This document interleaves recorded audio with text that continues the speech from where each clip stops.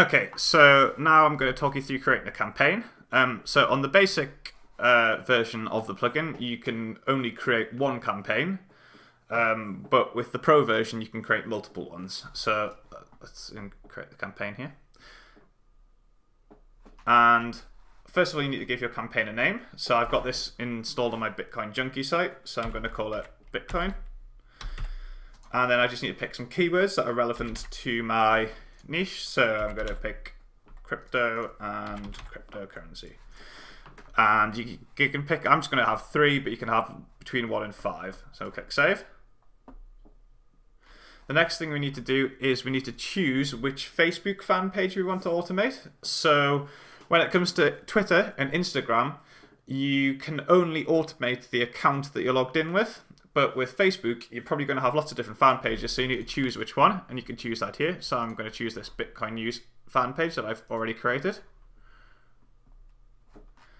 And the next thing we want to do is we want to create our settings on how we want our content to be created.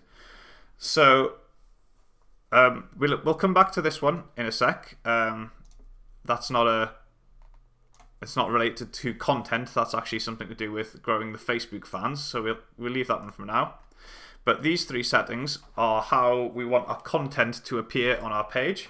So you can choose to have the first image set as the featured image. So if we have a look at a post here, I'll show you an example.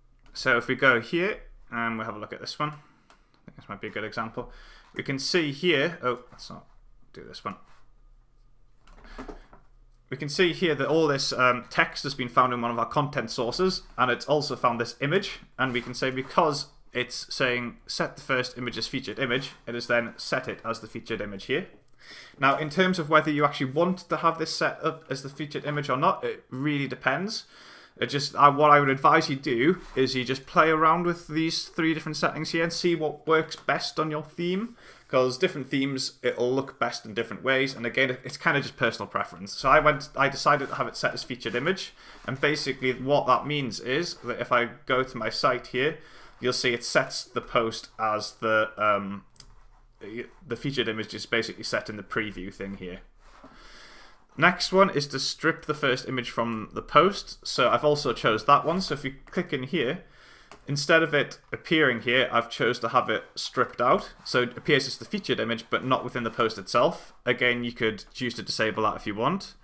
You can also choose to strip all the links from the post. So that would mean that when something's posted from one of your content sources, which we'll come to in a minute, it won't contain any links. So that, again, you can choose to disable that or have it on. When it comes to these content blocking settings, again, really the way I'd advise you to get this to work is to just play around with these settings, choose what works for you. This is all just completely personal preference. It all just depends on how your theme works and what you want. So you can choose to have things go into draft mode if you wish, or not. So if they're in draft mode, posts won't automatically be published by the plugin. Instead, they'll appear in draft mode in your selection of posts here, and you will have to manually publish them. So that's an option. You can do that if you want. So that just gives you basically a bit more options to review things before they're posted. It really means that and again, that's completely up to you. You can make it run completely automated and post things automatically, or you can have them posted draft mode first so you can manually review them. You can also choose to show the source. So if I click yes here, then you can. So if I click yes here, I'll show you an example of that. So here you can see that it will show that it will link back to the original source of this article. So you can see this article was originally from this blog. And by clicking yes, we are able to automatically link back to it. And you can choose a custom label here. So I've put sourced from here. You can see that this will appear here. So whatever you put in your source label is the way that it introduces the link. You can then choose any category. So if you've got different categories on your WordPress site, you can choose from them here. You can also choose to have a minimum or maximum post length. So I could put, for example, 1000 here, and then it would only post the first 1,000 characters of the post. So that's characters, not word. So again, here's another example of this. You can see it's posted the first 1,000 characters, and then to read them all, you have to go back to the original source, which is here.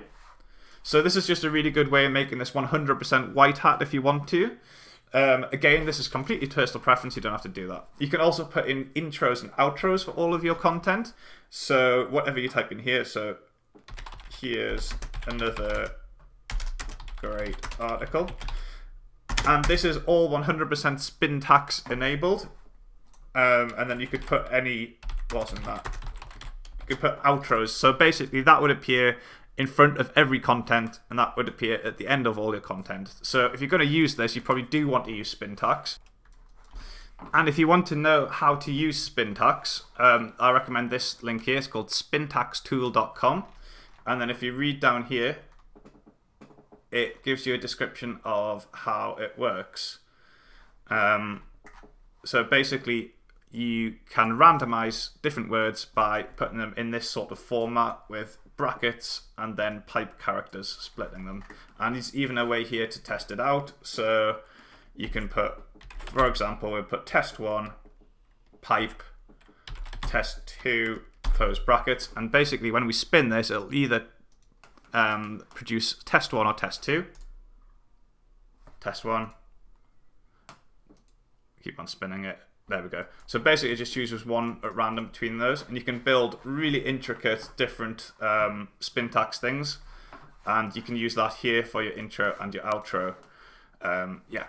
Okay, so that's about it, guys. It's basically what I would say is when you're setting up your campaign, just put in your campaign name and your keywords to begin with, and don't massively worry about all this other stuff. You can just play around with this in your own time. The key thing is to choose your campaign name, choose your keywords, and choose your Facebook page, and then the rest of it you can just play around with to get it to work exactly how you want it on your side.